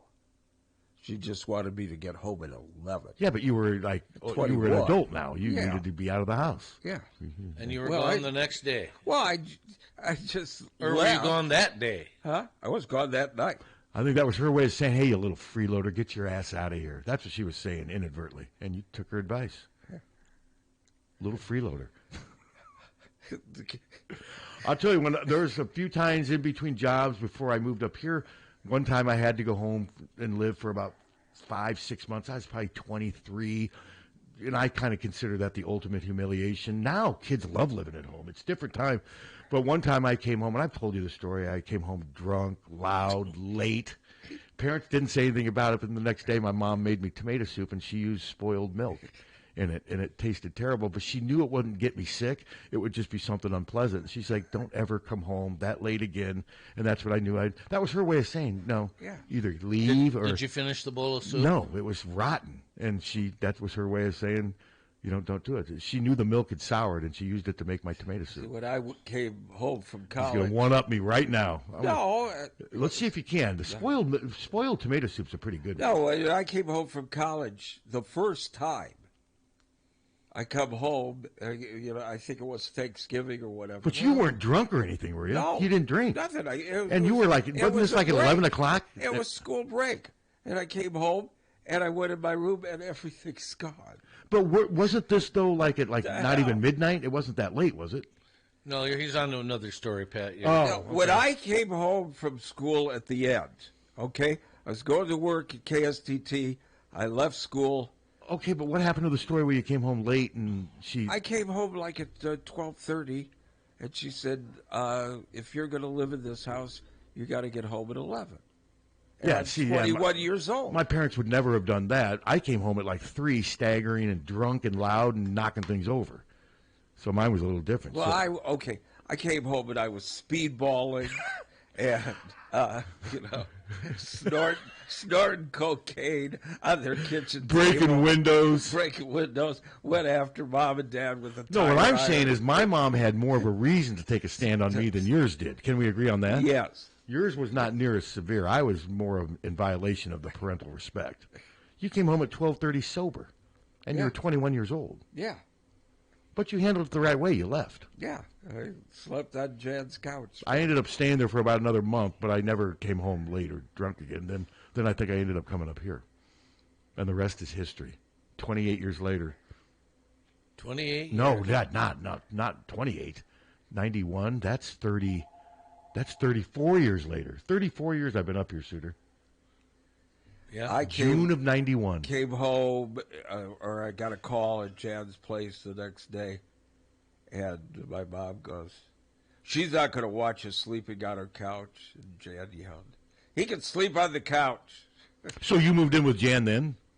Yeah, I had her roommate. And then I just slept on the couch, and I found an apartment. Okay. So did you have like threesomes and stuff? Yes, with the couch. Oh. Just like JD. Jesus. Hello. Hi, this is John Balmer. Hey, I want to weigh in on the death of local news media. Of course, 50 years ago, when I had the pleasure of being on the council, we had a reporter at every formal and informal meeting, Mark Groner from the Press Citizen, and unfortunately, the community and the county is shortchanged on all this now. When we don't have that coverage, the community really doesn't know what's going on. Whether it's board of supervisors, school board, or city councils, it's a sad commentary. It really is. Unless social media just doesn't cut it. No, as far as I'm concerned. No, it's sad. We do it here. We don't go to the meetings, but we do it here through the internet. You're the lone voice, Steve. That's the problem. We need multiples. So I'm a problem being the lone voice. Is that what you're saying, John? What did I say? I just said you're the lone voice. You said that's the problem. Well, you like to have options, and back in the day we did have that. We had local radio and media and print media, but it's like you just don't. The only time we get news coverage of let's say a council meeting, maybe from is when there's a quote controversy, and that's TV9 might slide in and report on something. They don't do a very good job of it, but they do. So let me ask. Go ahead. Well, what if somebody had told you 20 years ago that the Press Citizen was going to be what it is now, like 3 or 4 people working remotely from home? And we would have been like, no way, you would not even be able to comprehend that. But now we're all used to it. It's not. All right, let me add another layer here.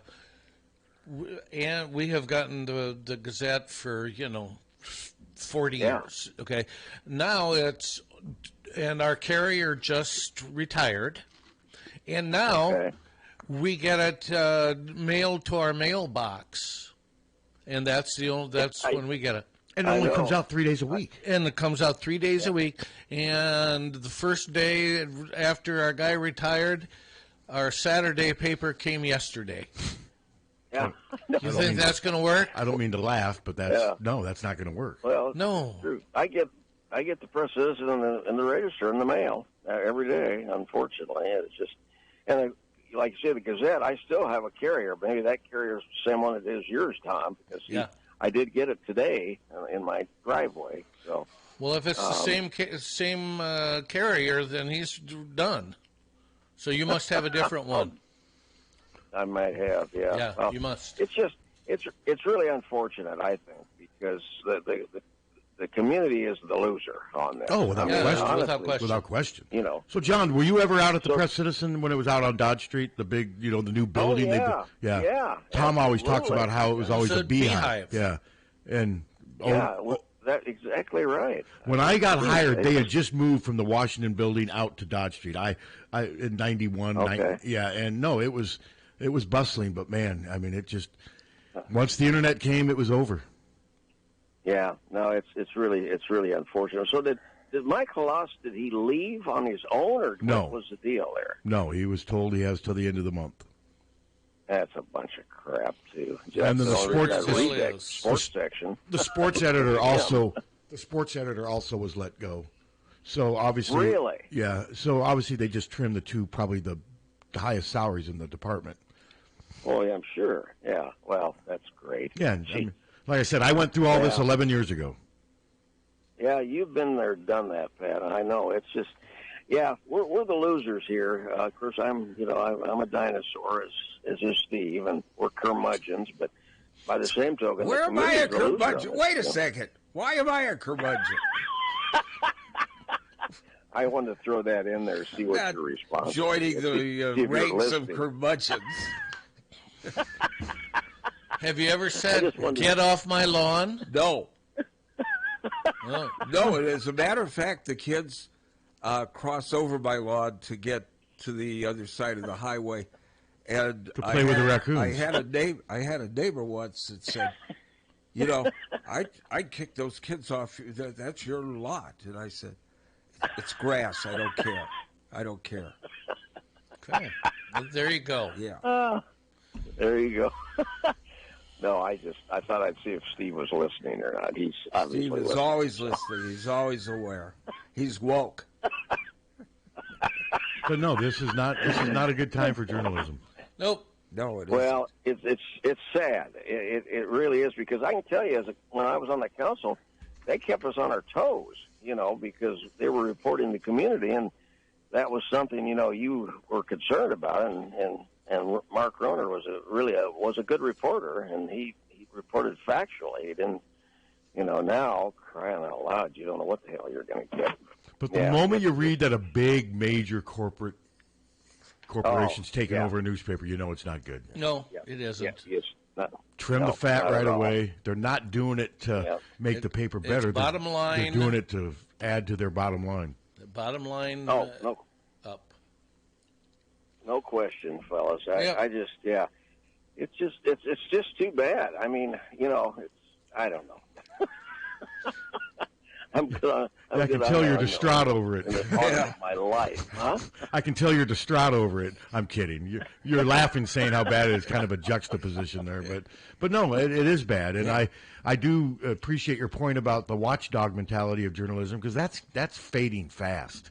There's also a different mentality with a lot of today's journalists, too. They're more fans than they are watchdog. They want to be a part of what they cover more so than be a watchdog over what they cover. I'm still sort of old-fashioned that way. Yep. And I think you can have a Hawkeye site, but you don't have to have a Hawkeye site and just be an apologist. I think you can give them fair and balanced journalism and still be a Hawkeye site. I mean, I'm not a fan site. We're more of a – but you need more of that. But more of it's shifting towards the fan side, just basically. And it's just not good. And it's not going to ever go back to anything close to what it was. Those days are – it's only going to get worse. Where do you think we are 5 years from now? Oh, God. Like, where do you think the Press Citizen looks like 5 years from now? It's going to be AI. Yeah, probably. Yeah, that's just not going to cut it either. AI is I'm so sorry, folks, but It's going to be AI. You won't be able to trust it, and there AI you go. is so annoying when you have to cut through the AI wall when you're trying to call like Verizon. It's just it's so annoying. Oh yeah, it is. Well, it's like in business now. At least we have people that still answer the phone when people call in, but anymore, you get to companies and geez, the first voice you hear is an automated response. I think, oh my God. Well, yeah, the last two I've dealt with are Best Buy and Verizon, just for different reasons, and you have to cut through that AI firewall, and it ain't easy.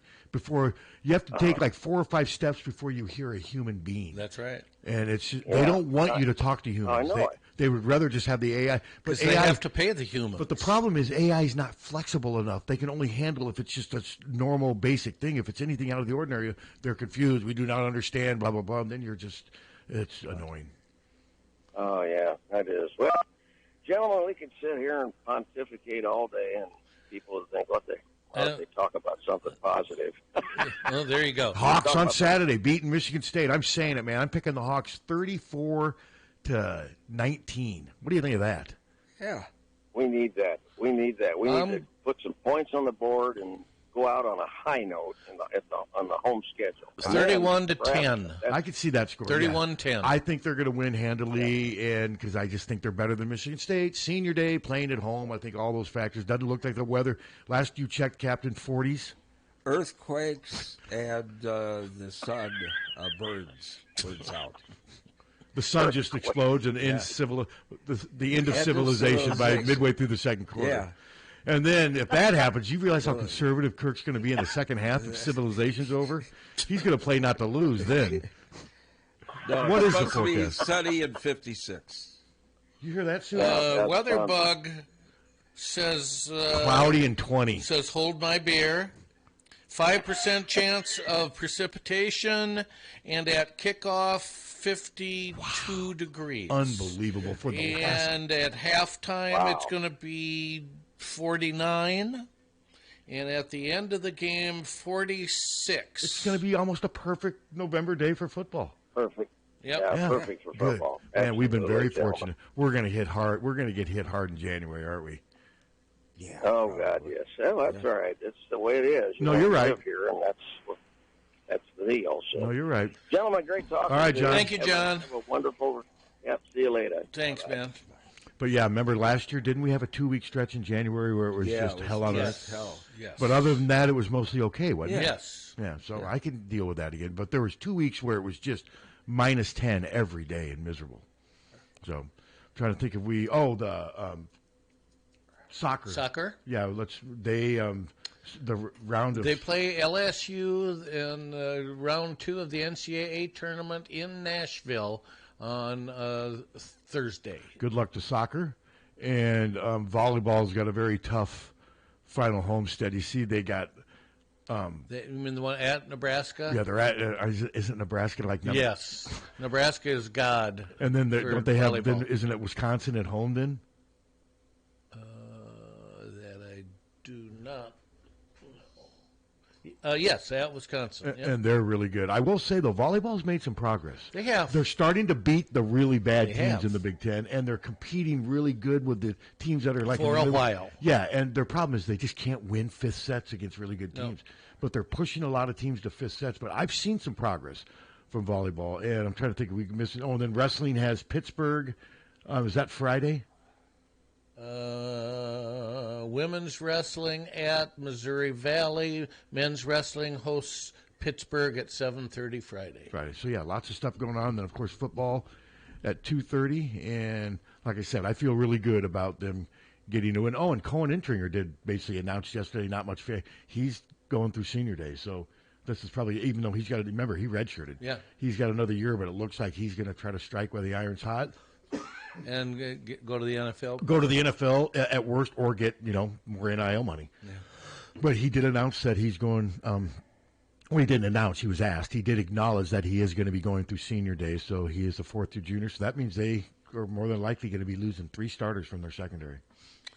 Yep, and he will be missed. And so will Wampka, and so will T.J. Hall. For sure. So, yeah, they got a lot, and then so will Ethan Herkett, Max Llewellyn, Aaron. They lose a ton on defense. And linebackers, Shire is gone, isn't he? No, let me look. I believe he's only a junior. Let me look. Carson Shire. He's sort of my. Oh no, you're right. He's a senior. Who's the Montgomery's a junior. Rex Roth is a graduate. He's done. Lutmer's only a sophomore. But let's see. Boy, Lutmer's sure come on, hasn't he? He has. Shar's funny because he doesn't show up for press conferences when he's asked.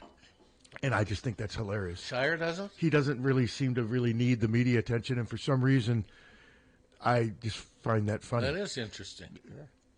And I'm not saying that the guys who do show up are like attention whores or anything. I just get it for some reason because he's been requested a couple times, and maybe he does have conflicts, but he's not dying to get in front of the camera. And there's something about that for some reason. Even though I'm in the media business, don't you kind of find that sort of funny? So is that not part of NIL? Is that they have to meet with the media and Apparently stuff? not. Evidently not. And he's done it before too. And it's not like he's requested. But like I said, I'm not criticizing the kid either. I always tease Iowa Sports Information about the fact that I just for some reason think I don't want to deal with those dorks, and I'm not sure if that's what he's saying, but he and I'll tell you what, I think he's been okay this year. I do too. I mean, there's been a lot of talk. No, he's not Jay Higgins. No, but he's been a pretty darn good football player. Yes, he has this year. And before he's made the most of his opportunity. Yeah, I think that's a good way to look at it. I don't think those linebackers have been a weakness. I think they've all been.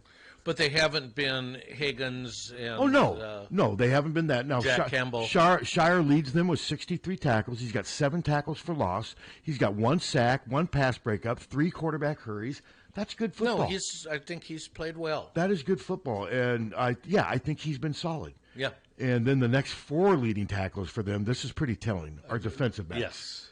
Yes. It is telling. See, with last year it was always Higgins, Jackson. The linebackers make when you have defensive backs making more tackles than linebackers, a lot of those tackles are 6, 7, 8 yards downfield. And before that, it was Jack Campbell. And stuff like that. So no, these linebackers haven't been first-team All-American, future NFL stars, but they've been, I think, more than adequate. That's what I'll say for the linebackers. I concur. So do you want me to try to get Carson Shar on the? Sure. I should ask Weitzel about trying to get him on here. I think now if he came on and was really dismissive and sort of like the guy from Colin Hay, what would you do? How would you handle an Iowa football player being mean to you? Yeah, you'd probably laugh, wouldn't you? Probably. And he'd say, if you ask me that question about filling up Kinnick Stadium with a band, I'm coming after you. I would. That would be funny. I'd say, bring it on. What if he said he's going to fill it with our 3 corpse? Okay, that's it. All right. All right, we got some police reports coming up with Tommy Lang and Captain Steve. Hawkfanatic.com. Check it out. It's free.